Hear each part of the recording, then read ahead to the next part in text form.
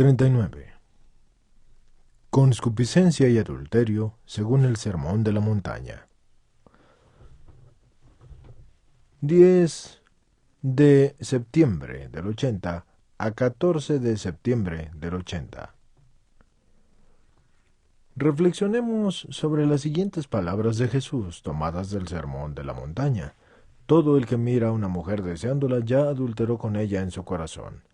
Ya la ha hecho adúltera en su corazón. Mateo 5:28. Cristo pronuncia esta frase ante los oyentes, que basándose en los libros del Antiguo Testamento estaban preparados, en cierto sentido, para comprender el significado de la mirada que nace de la concupiscencia. Ya el miércoles pasado hicimos la referencia a los textos tomados de los llamados libros sapienciales. Y aquí, por ejemplo, otro pasaje en el que el autor bíblico analiza el estado del ánimo del hombre dominado por la concupiscencia de la carne. El que se abraza en el fuego de sus apetitos, que no se apaga hasta que del todo le consume, el hombre impúdico consigo mismo, que no cesará hasta que su fuego se extinga, el hombre fornicario, a quien todo el pan es dulce, y que no se cansará hasta que no muera, y el hombre infiel a su propio lecho conyugal, que dice para sí: ¿quién me ve? La oscuridad me cerca y las paredes me ocultan, nadie me ve. ¿Qué tengo que temer? El Altísimo no se da cuenta de mis pecados, solo teme a los ojos de los hombres, y no sabe que los ojos del Señor son 1000 veces más claros que el sol, y que ven todos los caminos de los hombres y penetran hasta los lugares más escondidos. Así también, la mujer que engañe a su marido, con un extraño le da un heredero. Sirásida 23, del 22 al 32. No faltan las descripciones análogas en la literatura mundial. Ciertamente muchas de ellas se distinguen por una más penetrante perspicacia del análisis psicológico y por una mayor intensidad sugestiva y una fuerza de expresión, y sin embargo la descripción bíblica del Sirásida 23 del 22 al 32 comprende algunos elementos que pueden ser considerados como clásicos en el análisis de la concupiscencia carnal. Un elemento de esta clase es, por ejemplo, el parangón entre la concupiscencia de la carne y el fuego. Este, inflamándose en el hombre, invade sus sentidos y excita su cuerpo y envuelve los sentimientos, y en cierto sentido se adueña de su corazón. Esta pasión, originada por la concupiscencia carnal, sofoca en el corazón la voz más profunda de la conciencia, el sentido de la responsabilidad ante Dios. Y precisamente esto, de un modo particular, se pone en evidencia en el texto bíblico que acabamos de citar. Por otra parte, persiste el pudor exterior respecto a los hombres, o más bien, una apariencia de pudor que se manifiesta como un temor a las consecuencias, más que al mal en sí mismo. Al sofocar la voz de la conciencia, la pasión trae consigo una inquietud del cuerpo y de los sentidos, y es la inquietud del hombre exterior. Cuando el hombre interior ha sido reducido al silencio, la pasión, después de haber obtenido, por así decirlo, la libertad de acción, se manifiesta como una tendencia insistente a la satisfacción de los sentidos y del cuerpo. Esta satisfacción, según un criterio del hombre dominado por la pasión, debería extinguir el fuego, pero es al contrario, porque no alcanza las fuentes de la paz interior, y así se limita a tocar el nivel más exterior del individuo humano. Y aquí el autor bíblico constata justamente que el hombre cuya voluntad está empeñada en satisfacer los sentidos no va a encontrar sosiego ni tampoco se encontrará a sí mismo, sino que al contrario se consumirá. La pasión mira a la satisfacción y por esto embota la actividad reflexiva y desatiende la voz de la conciencia. Así, sin tener en sí un principio alguno indestructible, se desgasta. Le resulta connatural el dinamismo del uso que le tiende a agotarse. Y es verdad que en donde la pasión se inserte en el conjunto de las más profundas energías del espíritu, ella puede convertirse en una fuerza creadora, pero en este caso debe sufrir una transformación radical. En cambio, Si sofocan las fuerzas más profundas del corazón y de la conciencia, como le sucede al relato de Sirácida 23 del 22 al 32, entonces se consume, y de modo indirecto en ella, se consume el hombre, que es su presa. Cuando Cristo en el Sermón de la Montaña habla del hombre que desea y que mira con deseo, se puede presumir que tiene ante los ojos también las imágenes conocidas por sus oyentes a través de la tradición sapiencial, y sin embargo al mismo tiempo se refiere a cada uno de los hombres que según la propia experiencia interior sabe lo que quiere decir desear. O mirar con deseo, porque el maestro no analiza esta experiencia ni la describe, como había hecho por ejemplo el Sirácida en el 23-22 al 32. Él parece presuponer, diría, un conocimiento suficiente de ese hecho interior, hacia el que llama la atención de los oyentes presentes y potenciales. ¿Es posible que alguno de ellos no sepa de qué se trata? Si verdaderamente no supiera nada de ello, no le atañería el contenido de las palabras de Cristo, ni tampoco habría un análisis de descripción alguna que se le pudiese explicar. En cambio, si sabe, entonces se trata efectivamente en este caso de una ciencia totalmente interior e intrínseca al corazón y a la conciencia, porque entenderá rápidamente que dichas palabras sí se refieren a él. Cristo pues no describe ni tampoco analiza lo que constituye la experiencia del desear, la experiencia de la concupiscencia de la carne.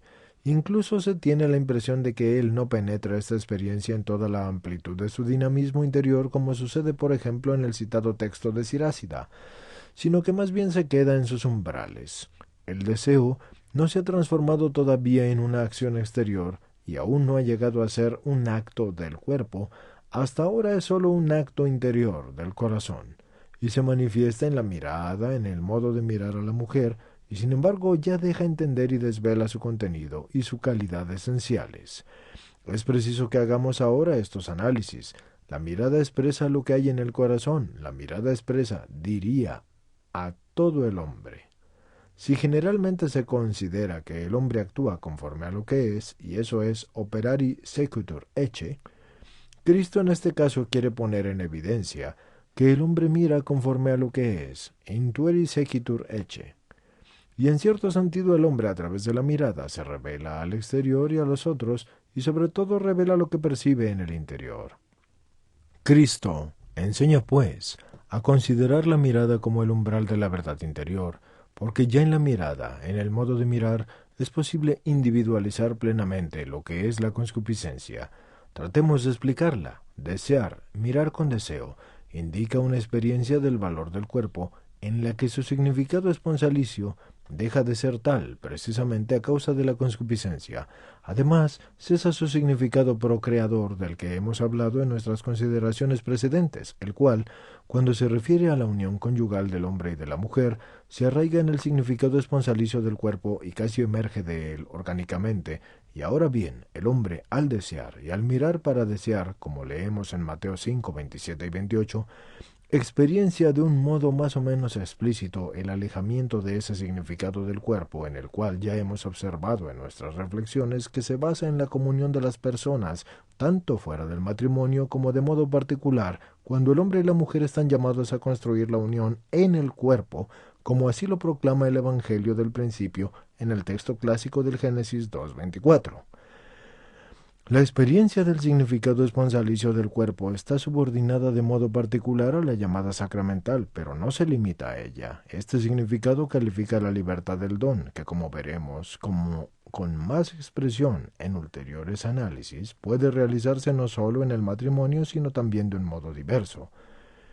Cristo dice: todo el que mire a una mujer deseándola y el que mire con concupiscencia ya adulteró con esa mujer en su corazón y ya la ha hecho adúltera en el corazón. Mateo 5:28. ¿Acaso esto no quiere decir que precisamente como el adulterio es un alojamiento y alejamiento también interior del significado esponsalicio del cuerpo, y no también quiere remitir a los oyentes a sus experiencias interiores sobre este alejamiento y sobre cómo alojan ese pecado en su corazón, y acaso no es por esto por lo que lo define como adulterio cometido en el corazón? Por ejemplo, está en las Confesiones de San Agustín: Deligatus morbo carnes, mortifera suavitate. tahevam catenam meam solvi, timens et quasi concucio vulnere repellens, verba bene suadentis tuam quam. Manum et solventis magnam atum, ex parte atque vemeter consuestudo, satindade incitabilis conscupicientiae me captum excresubiat. Confesiones, libro 6, capítulo 12, páginas 21 y 22. Et non stabam frui Deo meo, sed ravivarat de core tuo, moxque derivavar avs te pondere meo, et rubeam in instacum gemitu et pondus hoc, congestudo carnalis. Libro de las Confesiones, séptimo, capítulo 17. Sic agrotban et excracibar accusans mev diversum solito ac avronis nimis ac volvens et barones me in vinculo meo, donec abrumperetur totum, quo iam exiguo tenebar sed, tenebar tamen.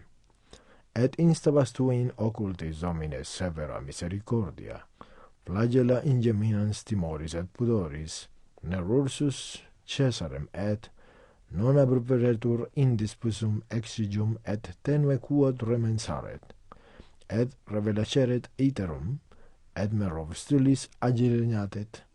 Confesiones, libro octavo, capítulo 11.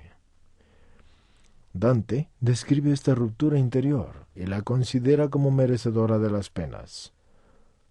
Quando giuno davanti alla ruina quivi le strida, il compianto il lamento bestemiam quivi, la virtu divia inteci, ce a cosi fatto tormento enodaniti, a peccator carnali, ce la region sometono al talento, e, come glisos ternine portan, le alinen fredo tempo aciera larga e piena cosi, quel fiato gli spiriti mali, di quadi la giudi suli mena, nulla speranza, ne la conforta fai, non c'è di posa ma di minor pena.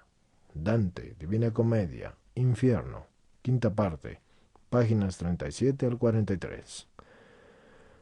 Shakespeare has described the satisfaction of a tyrannous lust as something past reason hunted, and no sooner had past reason hated.